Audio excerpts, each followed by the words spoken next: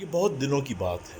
میں ایک واقعہ شیئر کر رہا ہوں آپ کے ساتھ. میرا ایک پیشنٹ ہوا کرتا تھا جو ذہنی طور پہ سلو لرنر تھا، اور اس کے اندر ہائپر ایکٹیویٹی بھی تھی، اور وہ چیختا چلاتا بھی تھا، اور سارے کام اس کے ماں باپ ہی کیا کرتے تھے. پھر اتفاق سے ماں باپ کا ایک کار ایکسیڈنٹ کے اندر انتقال ہو گیا دونوں کا. تو جو بڑا بھائی تھا اس کو لک آفٹر کرنا پڑ گیا اپنے بھائی کو.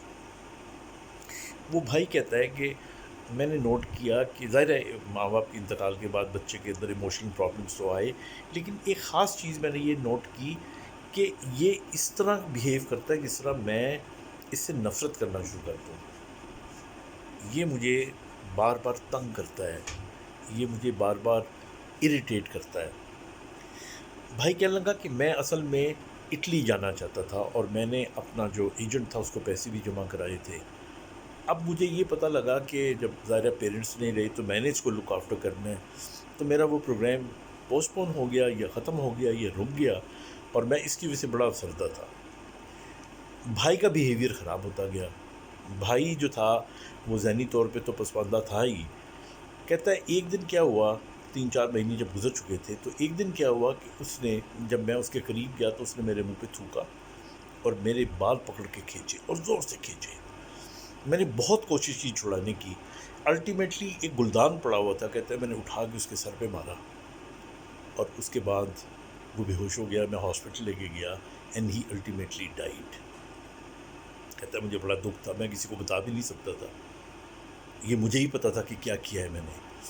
تو کہتا ہے جس دن اس کا 40واں تھا، اس دن لوگ آ رہے تھے فاتحہ پڑھنے کے لیے. تو وہ شخص جس کو میں نے پیسے دیے تھے اٹلی جانے کے لیے، وہ میرا ویزا لے کر آ گیا. کہنے لگا کہ تمہارا ویزا ہو گیا ہے. تو کہتے میں بڑا حیران تھا کہ اتنا عرصہ یہ آیا نہیں، اور اب میرا بھائی کا کل ہو رہا ہے، اور ظاہرہ میں فارغ ہو جاؤں گا. تو کہتا ہے وہ میں نے رکھ لیا. میں اتنا خوش نہیں تھا، لیکن میں رات کو جب سویا تو میرا وہی بھائی جس کا انتقال ہوا تھا وہ مجھے خواب میں آتا ہے، اور آ کے مجھے کہتا ہے کہ بھائی میں چاہتا ہوں کہ تم اٹلی چلے جاؤ. میں تمہیں اس طرح مایوس دیکھنا نہیں چاہتا تھا. میں اپنی خوشی سے گیا ہوں، تمہارا کوئی قصور نہیں ہے، اپنے دل پہ کبھی بوجھ نہ لینا.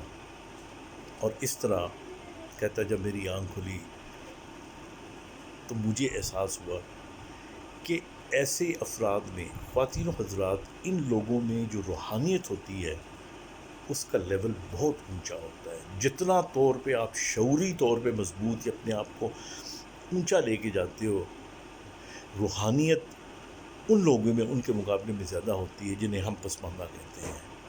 اور یہ ایموشنز، یہ جذبات، یہ سارے انسان کے ساتھ ساتھ اس وقت زیادہ بڑھ جاتے ہیں جب آپ میں زیادہ سچائی ہوتی ہے، معصومیت ہوتی ہے، اور جب آپ کے اندر برائی نہ کرنے کی جذبات ہوتے ہیں، جیسے ہمارے وہ لوگ جو شعوری طور پہ بہت اسٹرانگ نہیں ہوتے.